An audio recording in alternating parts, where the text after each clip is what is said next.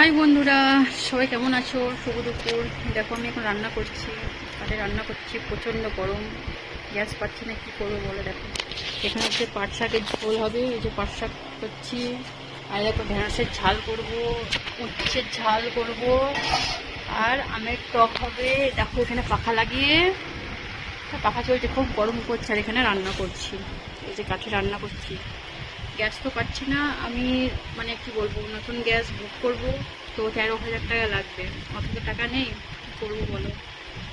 আর gas ছিল আমাদের, সেই উজালা গ্যাস ছিল, তো ওখানে মানে 5 বছর নিয়ে ব্ল্যাকে নিচ্ছিলাম, তো গ্যাসের বইটা বন্ধ হয়ে গেছে, তো সেটা অনেক দূর যেতে হবে, এখন হবেও না বলছে। তার জন্য গ্যাস নিতে পারছি না। আর ব্ল্যাকে গ্যাস অনেক টাকা দাম, 2,500 টাকা দাম। বলো অত টাকা কোথায় পাবো বলো।